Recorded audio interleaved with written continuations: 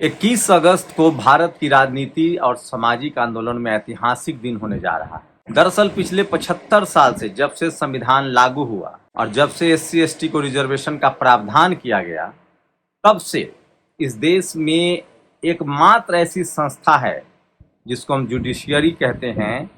Supreme court और high court से तमाम ऐसे फैसले आते रहे जो रिजर्वेशन के खिलाफ आते रहे। यहाँ तक कि जमींदारी प्रथा के खिलाफ भी फैसले आते रहे, एससी एसटी एक्ट के खिलाफ भी फैसले आते रहे। लेकिन भारत में लोकतंत्र की जड़ें गहरी है, डेमोक्रेसी की जड़ें गहरी है। यहाँ का जो संविधान है उसने प्रावधान किया है कि सबसे ऊपर संविधान है, फिर राष्ट्रपति हैं, महामहिम राष्ट्रपति हैं जो सेना के तीनों अंगों की प्रमुख हैं। उसके बाद भारत का संविधान है जो इस देश के हर क्षेत्र का रिप्रेजेंटेटिव है। उसके बाद विधायिका, तब कार्यपालिका है, तब न्यायपालिका है और तब मीडिया है। लेकिन इस देश की विडंबना देखिए कि आज भी इस देश में एससी एसटी ओबीसी के लोग महामहिम राष्ट्रपति तो बन जा रहे हैं, लेकिन वो हाई कोर्ट सुप्रीम कोर्ट में जज का रिप्रेजेंटेशन पूरा नहीं कर पा रहे हैं, क्योंकि वहाँ कोलिजियम सिस्टम है। और अब लोग कहने लगे हैं कि किसी भी पॉलिटिकल पार्टी से संविधान को खतरा नहीं है, किसी भी सरकार से खतरा नहीं है, कोलिजियम सिस्टम से संविधान को खतरा है। मैं ये बातें क्यों कह रहा हूं, इसके पीछे ठोस लॉजिक है। आज तक इस देश में कोई ऐसी वैकेंसी नहीं निकली जो एससी एसटी और ओबीसी को उनकी सीटों के अनुपात, उनके संवैधानिक अधिकार के अनुपात में सीटें दे दी। उसके बाद कभी सुप्रीम कोर्ट का इस पर कोई फैसला नहीं आया। एससी एसटी के रिजर्वेशन में लगातार हकमारी होती रही। कभी not found suitable, not found eligible किया गया, फिर नॉट फाउंड सुटेबल किया जाता है। पहले लोग कहते थे कि पढ़े लिखे नहीं है, जब पढ़े लिखे हो गए तो कह रहे वो सुटेबल नहीं है। इन सब मामलों के सच्चाई तो यह है कि इस देश में 90% एससी एसटी ओबीसी के कैदी जेलों में भरे पड़े हैं। लोअर कोर्ट हो, हाई कोर्ट हो, सुप्रीम कोर्ट हो, वहाँ एससी एसटी ओबीसी के लिए फैसला मिलना, ये मैं नहीं, महामहिम राष्ट्रपति कह चुकी हैं। तमाम लोग जो जेल से आते हैं वो कह चुके हैं कि इस देश में हीरा चोरी के झूठे आरोपों में शोषित वंचित समाज के लोग दौड़ते रहते हैं, क्योंकि उनका जज नहीं है, उस समाज का जज नहीं है, उस समाज के वकील नहीं है। यहाँ तक कि चपरासी से लेकर चीफ जस्टिस तक डाइवर्सिटी नहीं है। लेकिन अब जिस तरह से आरक्षण के खिलाफ खासकर जिस तरह से सुप्रीम कोर्ट का रुख रहा है, ये सब जानते हैं। इस देश में जब एससी एसटी का आरक्षण था तो जनरल कैटेगरी के लोग विरोध करते थे, तब ओबीसी के लोग भी विरोध करते थे। उसके बाद जब 92 में मंडल कमीशन लागू हो गया, ओबीसी को भी आरक्षण मिल गया, तब आरक्षण का विरोध सिर्फ जनरल कैटेगरी के लोग करने लगे। उसके बाद अब तो जनरल कैटेगरी के भी गरीब लोग की आरक्षण 10% मिल गया है। पहले सुप्रीम कोर्ट ने कहा कि 50% का कैप है, फिर उस कैप को अब हटा दिया। लेकिन उसके बाद भी आज भी अब एससी एसटी के आरक्षण का विरोध ओबीसी तो नहीं करता है, लेकिन एससी एसटी ओबीसी के आरक्षण का विरोध जनरल कैटेगरी के लोग कर रहे हैं। और सुप्रीम कोर्ट में जनरल कैटेगरी के जजों की भर्ती है जो कोलिजियम सिस्टम से जाते हैं। यहाँ तक कि सोचिए, इस देश में जाट, इस देश में मराठा, इस देश में पटेल जो जनरल कैटेगरी में आते हैं, लेकिन किसान जातियां हैं जो शैक्षिक रूप से पिछड़े हैं, जो सामाजिक रूप से पिछड़े हैं, उनको आज तक रिजर्वेशन की मांग लगातार होती रही, नहीं मिला। यहाँ तक स्थिति है कि सुप्रीम कोर्ट में जनरल कैटेगरी में राजपूत समाज का भी रिप्रेजेंटेशन नहीं है, जज नहीं है। तो एससी एसटी ओबीसी के जज नहीं है, इसलिए उनके फैसले पर असंतोष रहता है, खासकर संवैधानिक फैसले पर। अब जिस तरह से सुप्रीम कोर्ट ने एक फैसला दिया कि एससी एसटी में भी क्रीमी लेयर हो जाए, उनका वर्गीकरण किया जाए, इसको देखा जा रहा है पॉलिटिकल रूप से कि ये लड़ाने की कोशिश है, फूट डालो और राज करो की कोशिश है, मनुस्मृति की कोशिश है।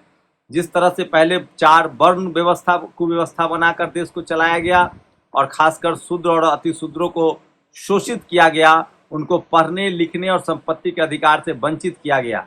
इसीलिए फूले साहब ने कहा था कि विद्या बिन गति गई, गति बिन मति गई, मति बिन व्यापार गया। आज स्थिति यह है कि पहले हम विद्या के बगैर, गति और संपत्ति के बगैर जातियों में बंट गए, हमें बांटा गया, हमें पढ़ने लिखने नहीं दिया गया। और नतीजा आज जब 75 साल बाद सबको बराबर का अधिकार मिला, जब सबने पढ़ने लिखने का फैसला कर लिया, सबको अधिकार मिल गया, आज फिर से जातियों में बांटा जा रहा है। कुछ वाजिब सवाल उठ रहे हैं जो जज खुद कोलिजियम से बन रहे हैं।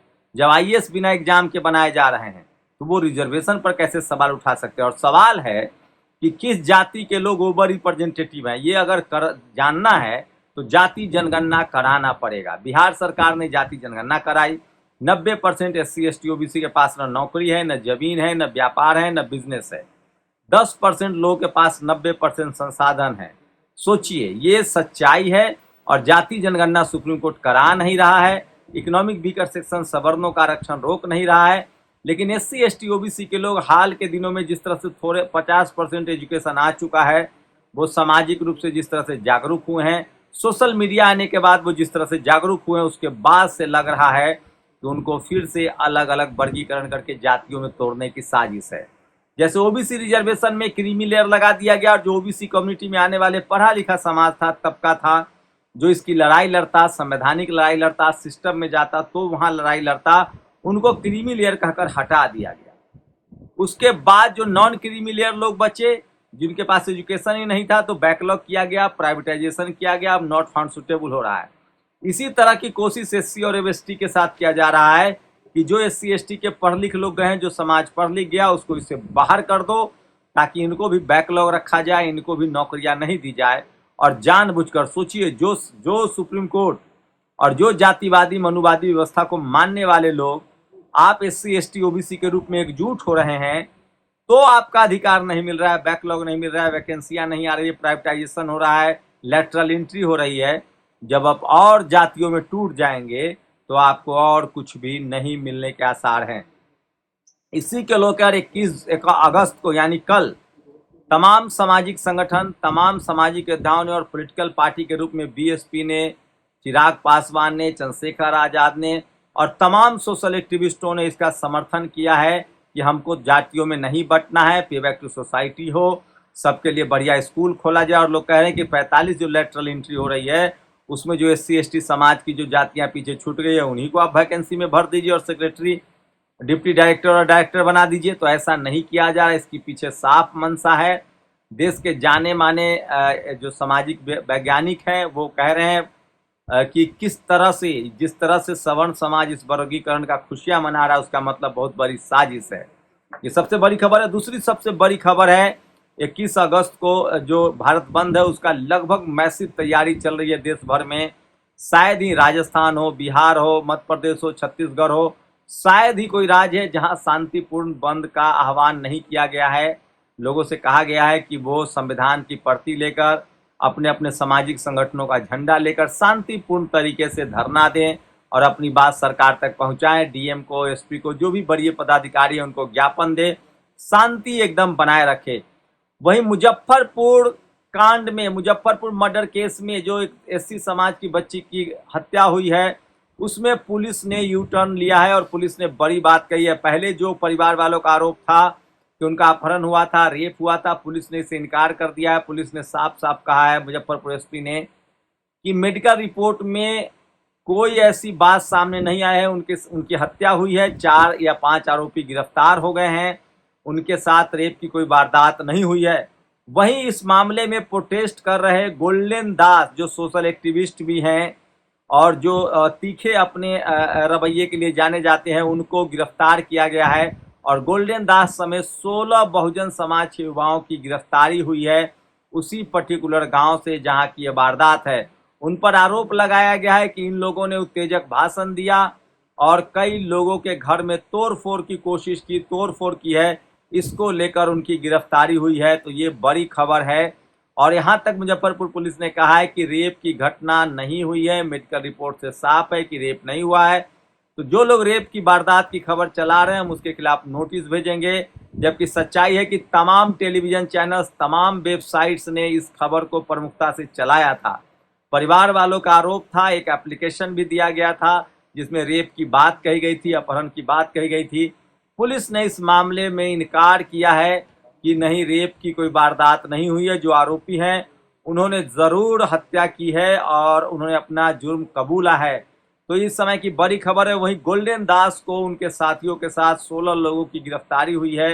गोल्डन दास ने कहा है कि हम जो खबरें फैलाई गई, जो झूठ फैलाया गया, उसके लिए हम माफ़ी चाहते हैं और हम उसी के आधार पर प्रोटेस्ट करने आए थे। तो इस समय की बड़ी खबर है, 21 अगस्त को देश में भारत बंद किया जा रहा है। जिस तरह से सुप्रीम कोर्ट का फैसला आया SC ST वर्गीकरण के खिलाफ, सरकार इस अध्यादेश के खिलाफ बिल लाए, इस फैसले के खिलाफ संसद में बिल लाए, तो सुप्रीम कोर्ट के इस फैसले के खिलाफ 21 अगस्त को भारत बंद है। आप लोग अपनी राय जरूर दीजिए। शुक्रिया। नेशनल दस्तक की आपसे गुजारिश है कि अगर इसको बचाना चाहते हैं तो नेशनल दस्तक को सब्सक्राइब करने के लिए रेड कलर के सब्सक्राइब बटन को दबाएं, फिर बेल आइकन की घंटी दबाएं। नेशनल दस्तक को बचाने के लिए बहुत जरूरी है कि हर खबर को शेयर करें, लाइक करें, कमेंट जरूर करें।